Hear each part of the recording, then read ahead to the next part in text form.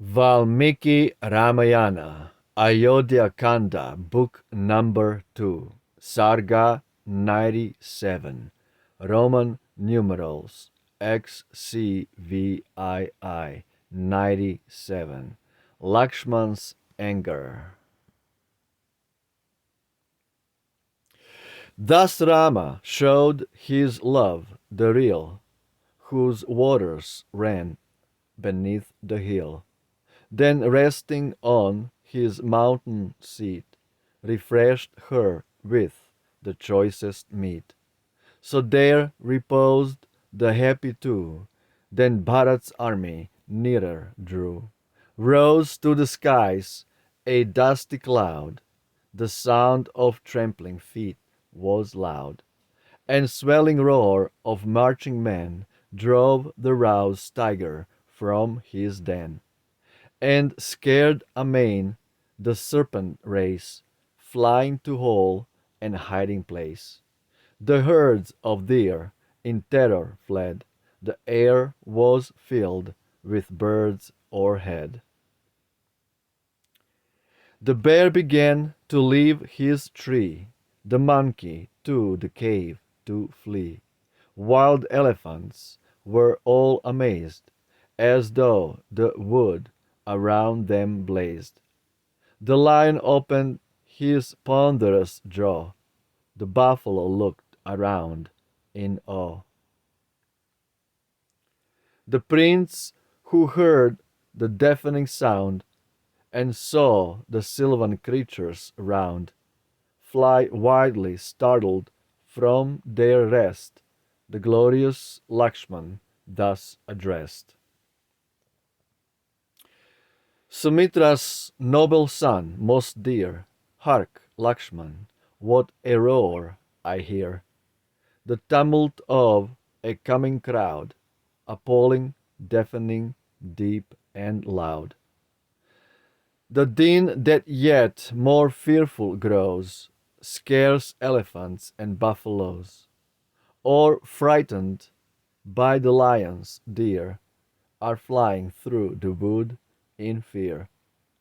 I fain would know who seeks this place, comes prince or monarch for the chase, or does some mighty beast of prey frighten the sylvan herds away?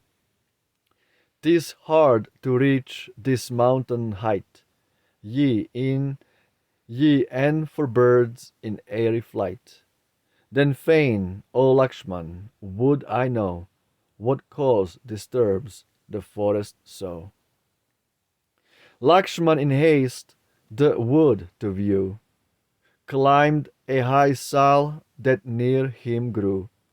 The forest all around he eyed, first gazing on the eastern side, then northward when his eyes he bent, he saw a mighty armament of elephants and cars and horse, and men on foot and mingled force, and banners waving in the breeze, and spoke to Rama words like these: Quick, quick, my lord, put out the fire, let Sita to the cave retire. Thy coat of mail around thee throw, prepare thine arrows and thy bow. In eager haste, thus Lakshman cried, and Rama, lion lord, replied. Still closer be the army scanned, and say who leads the warlike band. Lakshman his answer thus returned, as furious rage within him burned, exciting him like kindled fire to scorch the army in his ire. 'Tis Bharat, he has made the throne, by consecrating rights his own. To gain the whole dominion thus, he comes in arms to slaughter us. I mark, three high, upon his car, his flagstaff of the Kovidar. I see his glittering banner glance. I see his chivalry advance. I see his eager warriors shine on elephants in lengthened line. Now grasp we each the shafts and bow, and higher up to mountain go. Or in this place, O hero, stand, with weapons in each ready hand. Perhaps beneath our might may fall this leader of the standard tall, and Bharat I this day may see, who brought this mighty woe on thee, Sita and me, who drove away my brother from the royal sway. Bharat, our foe, at length is nigh, and by this hand shall surely die. Brother, I see no sin at all, if Bharat by my weapon fall.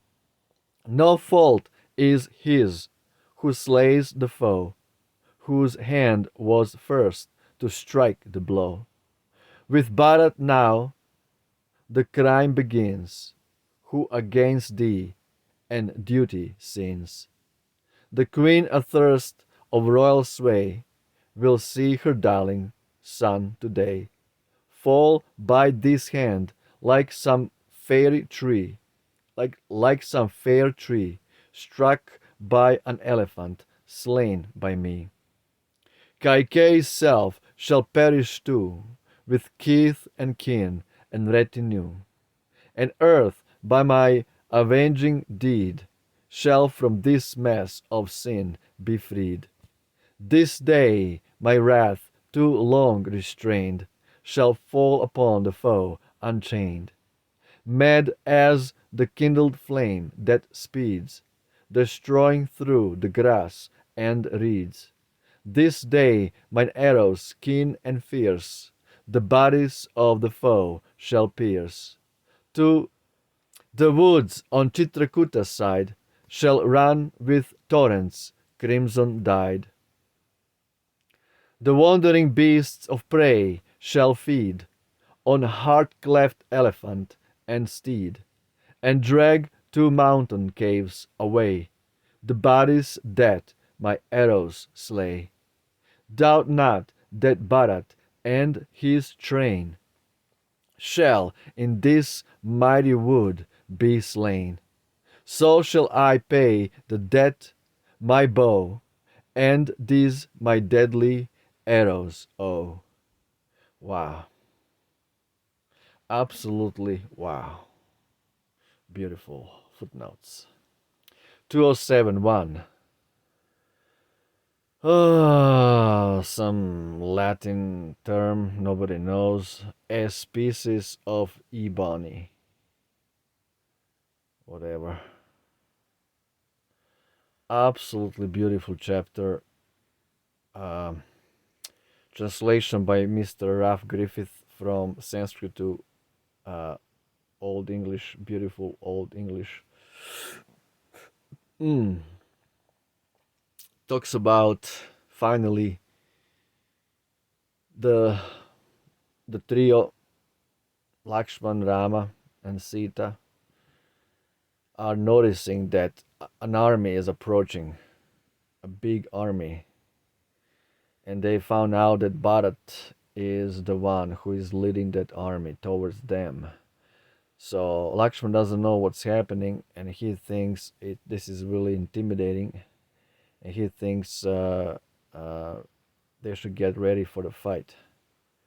And he was telling Rama he's about to kill Bharat, as well as his mother. Wow. So this is to enhance the pastime. We all know that Lakshman is Vishnu Tattva. He knows everything. He has no problem in knowing what's going on, but for the purpose of the pastime, he is pretending as if he doesn't know what's going on, that Bharat is coming in peace, and he wants to bring Rama back to Ayodhya, and all is good.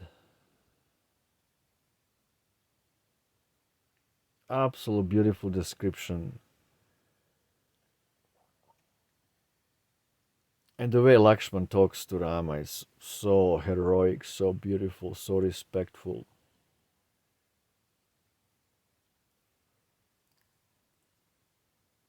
And just the description of the army going through the forest, dumping, making all this battle rattle. We're talking about like hundreds of thousands of people Bharat is bringing with him through a big, big wilderness, jungle, forest.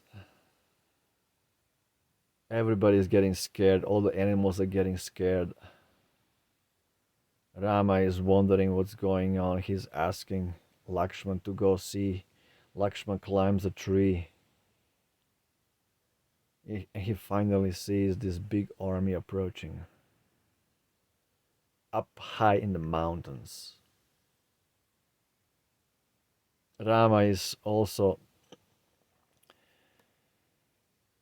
in leisure time with Sita, and they are together eating some roasted meat. Again, these are all dire circumstances, special circumstances where meat is allowed to be taken. Specifically, when you live in a forest, when you're banished for 14 years and you have nothing else to eat, then it's fine to hunt. That's no problem. It is fine to hunt. But to hunt to sell meat or to kill animals to sell meat, that's sinful, sinful, and because of that, people are accumulating so much bad karma that they have to be born as animals and be slaughtered in the same way so they can be food for another set of ignorant people. That's called karma. The satanic globalist burger industry is making everybody sinful, and that's where the whole world has to suffer. Sri Ramayana ki jai, Roma Victa, victory to Rama. Hail Ram, Jai Shri Ram, eternal Rama. Ciao.